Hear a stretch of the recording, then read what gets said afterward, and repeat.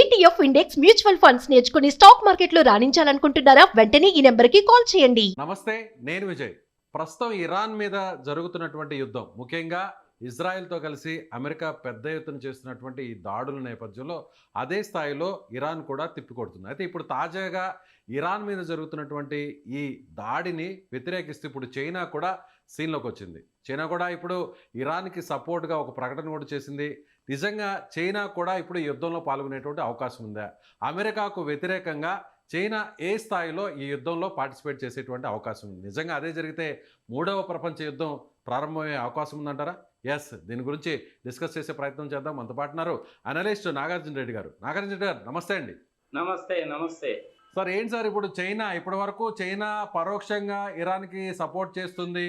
చైనాకు సంబంధించినటువంటి టెక్నాలజీ కానీ శాటిలైట్స్ను మాత్రమే అటు ఇజ్రాయెల్ మీద, గల్ఫ్ దేశాల మీద మిసైల్స్ కానీ డ్రోన్స్ కానీ యూజ్ చేయడానికి చైనా పరోక్షంగా సహకరిస్తుంది అనుకున్నాం. కానీ ఇప్పుడు తాజాగా చైనా చేసినటువంటి అనౌన్స్మెంట్ చూస్తే ఇరాన్ మీద జరుగుతున్నటువంటి దాడిని చైనా నేరుగా ఎంటర్ అయ్యేటువంటి ఛాన్సెస్ ఉన్నాయనుకోవచ్చా?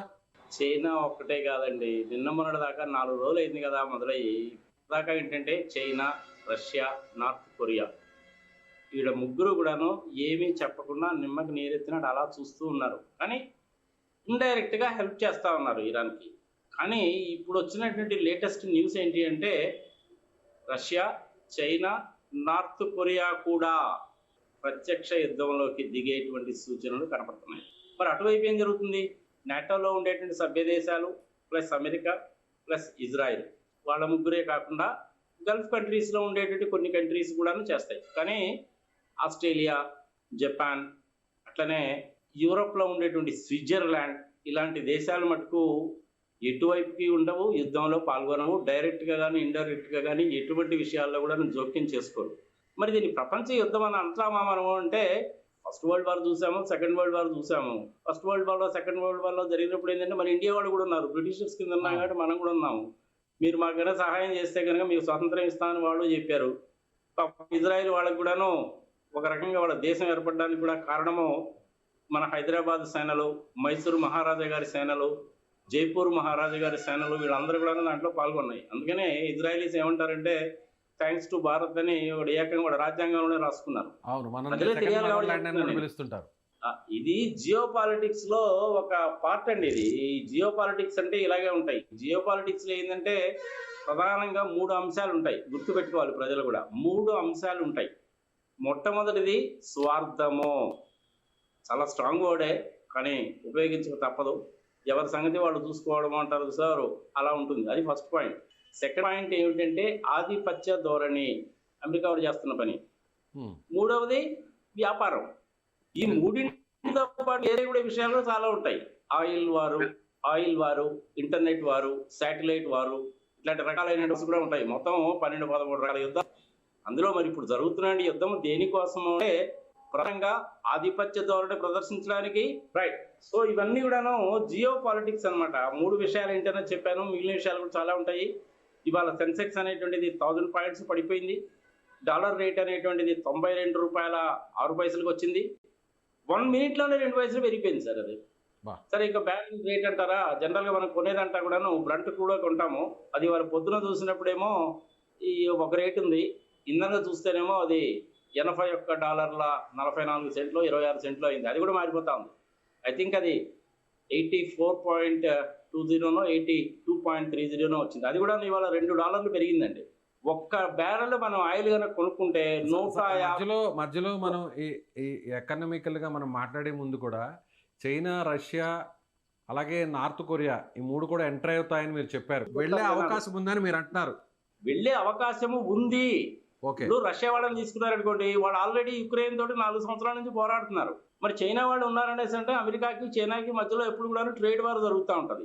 ఆ చైనా వాళ్ళేమో తైవాన్ని ఎట్లా ఆక్యుపై చేయాలని చూస్తున్నారు. దానికి అమెరికా వాళ్ళు నిమ్మకి నీరెత్తిన కూర్చుంటారు. ఈ మధ్యలో మన ఉత్తర కొరియా, ఏది పొట్టివాడైనా గట్టివాడు అంటారు సారు, అతని దగ్గర ఏమో అణ్వాయుధాలు ఉన్నాయి. చైనా వాళ్ళ దగ్గర ఉన్నాయి, రష్యా వాళ్ళ దగ్గర ఉన్నాయి. ఒక్కొక్కరి దగ్గర 5,000 4,000 ఉన్నాయి. వాళ్ళేమో బయటికి తీరు. ఆ సపోర్టింగ్ ప్రత్యక్షంగా చేస్తే ఎలా ఉండొచ్చు? ఇరాన్కి ఆల్మోస్ట్ వీళ్ళ ముగ్గురు సహకారమే కదా. అదే ఏ విధంగా అంటే సహకారమే. నేరుగా వాళ్ళు వార్లోకి దిగుతారంటారా? దిగరండి. వాళ్ళు డైరెక్ట్ గా వార్లోకి ఎప్పుడూ దిగరు. కావాల్సినటువంటి డబ్బులు ఇస్తారు, ఆయిల్ కొనుక్కుంటారు, ఎక్కువ రేట్ అయినా ఇస్తారు, వాళ్ళ ఆయుధాలు ఇస్తారు. వాళ్ళ స్వార్థం వాళ్ళదండి, వ్యాపారం. ఓకే. సపోర్ట్ చేస్తాను అని చెప్పి డైరెక్ట్ గా చెప్పరు, కానీ సపోర్ట్ చేస్తారు. ఎట్లా చేస్తారు?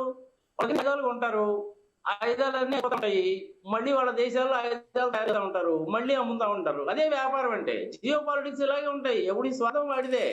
అంతే కదా. ప్రపంచం ఎట్టపోతే నాకేంటి, నా సంగతి ఏదో నేను చూసుకోవాలి కదా, మన సంగతి ఏదో మనం చూసుకుంటాం కదా. స్విట్జర్లాండ్ తీసుకోండి, వాళ్ళు అసలు ఇట్లాంటి విషయాలు ఎంటర్ గారు. సెకండ్ వరల్డ్ వార్ తర్వాత జపాన్ వాళ్ళు అసలు ఇంతవరకు ఎక్కడా ఎంటర్ కాలేదు. ఆస్ట్రేలియా వాళ్ళు అంతే ఎక్కడా ఎంటర్ కాదు. యూరోప్ లో ఉండే కొన్ని దేశాలు కూడాను ఎంటర్ కావు. వాళ్ళు ఏదో ఫ్రాన్స్, జర్మనీ వీళ్ళందరూ కూడా మేము కూడా ఉన్నామని అంటారు. కానీ ట్రంప్ గారు కనుక మేము కూడా ఉన్నాం అనకపోతే ట్రంప్ గారు ముట్టికాయలు వేస్తాడు. అందుకని సరే మేము కూడా ఉన్నామండి అంటారు. ఉండి మటుకు ఇరాన్ ఏం చేయగలరండి? ఇది జస్ట్ కాన్ డూ ఎనీథింగ్, అంతగా చేయలేరు. మరి భారతదేశం ఎలా ఉండాలనుకుంటున్నారు, ఎలా ఉండబోతుంది అనుకుంటున్నారు? మొదటి నుంచి కూడా మనము నాన్ ఇండియన్ కంట్రీ కాబట్టి ఎవరికి కూడాను మనం సపోర్ట్ చేయము. నీతి, నిజాయితీ, న్యాయము, ధర్మము ఎటువైపు ఉందో అటువైపే వెళ్తాం మనం. వాడు మనల్ని చాలా గౌరవిస్తారు, అభిమానిస్తారు. ప్రపంచంలో ఉన్నటువంటి జ్యూస్ కమ్యూనిటీని 60 లక్షల మందిని 2వ ప్రపంచ యుద్ధంలో చంపేసినప్పుడు మా దేశానికి రెండేళ్ళు ఆహ్వానించిన దేశం మంది. ఇప్పటికి కూడా మనకు బాంబేలో ఉన్నారు.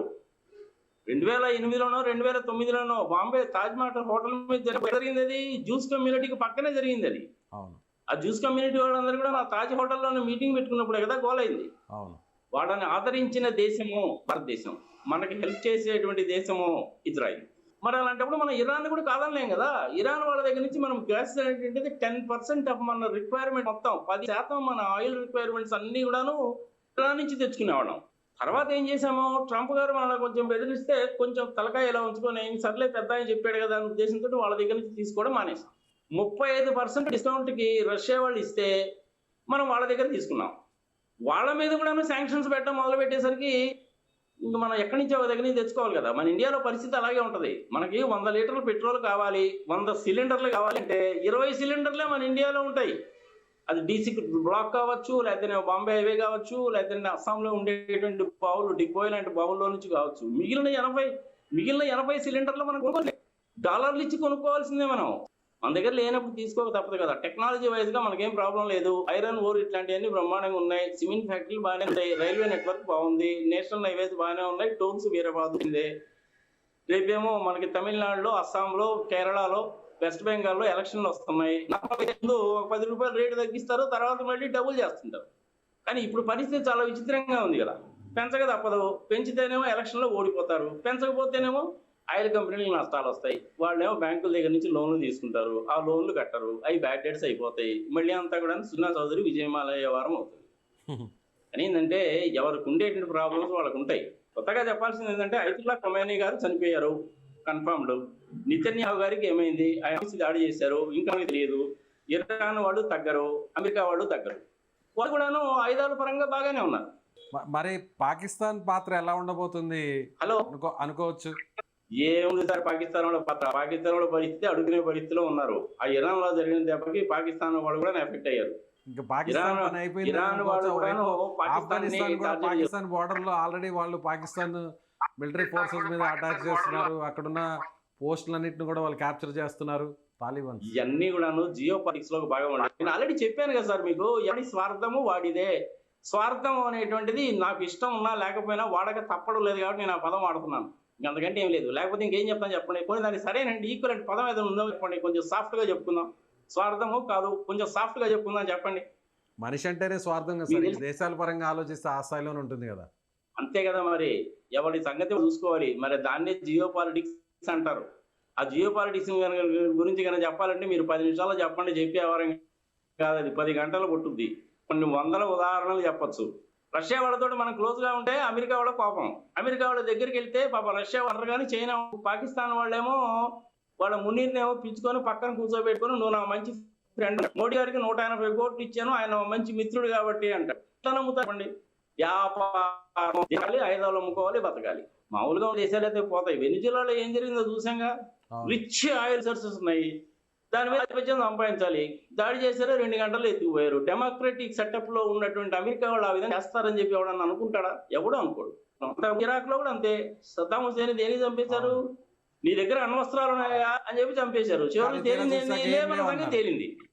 ఏం లేవని తేలింది. మీ చేతుల్లో కనుక అణ్వాయుధాలు ఉంటే మీరు అది హౌతీస్ లాంటి వాళ్ళకి, ఆల్ ఖైదా వాళ్ళకి, ఐసిస్ వాళ్ళకి కనుక ఇస్తే ప్రపంచం అంతా నాశనం అయిపోతుందంట. ఇప్పుడు అమెరికా వాళ్ళు చేస్తున్న పని ఏంది అది కదా? డెమోక్రటిక్ కంట్రీ అయి ఉండి వెనిజులాలో ఆ విధంగా చేస్తా. పాకిస్తాన్ టెర్రరిస్ట్ దేశం అని చెప్పి తెలిసి వాళ్ళకి సహాయం చేస్తారా చెప్పండి? అవును. పాకిస్తాన్ నా దగ్గర న్యూక్లియర్ బాంబ్స్ ఉన్నాయి, వాడు పిండాకుడు వాడి దగ్గర ఆడ తెచ్చినాయి సార్. అయ్యి చైనా వాళ్ళతోటి, అమెరికా వాళ్ళతోటి ఏదైనా ప్రాబ్లం దగ్గరగా ఉంటది కదా చేసి పాకిస్తాన్ పెట్టుకున్నారు. మన వాళ్ళు ఏమో దెబ్బ మామూలు దెబ్బ కాదు. ఎక్కడ కొట్టారో తెలుసా మీకు? అది చాలా విచిత్రంగా ఉంటుంది మీకు చెప్తే. చెప్పండి. కిరాణా హిల్స్ కొట్టండి. కిరాణా డైరెక్ట్ గా హిల్స్ కిరాణా ఎట్లా హిల్స్ మీదనే కొట్టారనుకున్నారు? వేశారు. అదిగో చెప్తున్నా, డైరెక్ట్ గా కిరాణా హిల్స్ కాదు, కిరాణా హిల్స్ అండర్ గ్రౌండ్ లో దాచిపెట్టినటువంటి పనిచేస్తున్నారు అక్కడ చాలా మంది. ఆ గుహల్లో పనిచేసేవాళ్ళు, వాళ్ళకి ఆక్సిజన్ కావాలిగా, ఆ వెంటిలేటర్ మీద ఆక్సిజన్ కొట్టారు. పైపు కొట్టారు. కిరాణా హిల్స్ ని కొట్టారని బాకండి. ఆక్సిజన్ పైపు కొడితే కొంచెం వైబ్రేషన్ వచ్చింది. ఎవరు ఏవి ఆ అణ్వాయుధాలని? అమెరికా వాడి. Yes. అందుకని ఆగమేఘాల మీద పరిగెత్తుకొని వచ్చాడు. C-17, C-30, C-130 ఆ గ్లోబ్ మాస్టర్ వేసుకునే వాడు వచ్చాడు. టర్కీ వాడేమో పౌడర్ పంపించాడు రేడియేషన్ రాకుండా ఉండడానికి. అవును. పాలిటిక్స్ అండి, పాలిటిక్స్ ఎలాగే ఉంటాయి. ఎవడు స్వార్థం వాడిదే. మరి అంటే అప్పుడు భారతదేశాన్ని, మరి భారత్ ఎటువైపు ఉంటుంది అనేసి అంటే మనకి ఇరాను కావాల్సిందే, ఇజ్రాయెల్ కావాల్సిందే, ఇద్దరు కావాల్సిందే. మనకి పని లేదు సార్. ఇరాన్ తోటి మన రిలేషన్ ఎందుకు పాడు చేసుకోవాలి? 5,000 సంవత్సరాల నుంచి వాడి మనకి రిలేషన్స్ ఉన్నాయి. ఇజ్రాయెల్ వాళ్ళేమో రాజ్యాంగంలోనే రాసుకున్నారు, కాదనలేము, వీళ్ళని కాదనలేము. మరి అట్లాంటప్పుడు మనం ఏం చేయాలి? ఓకే దాన్ని సార్, థ్యాంక్ యూ కొట్టారు. Sir, thank you so much డిస్కషన్లో పార్టిసిపేట్ చేసినందుకు.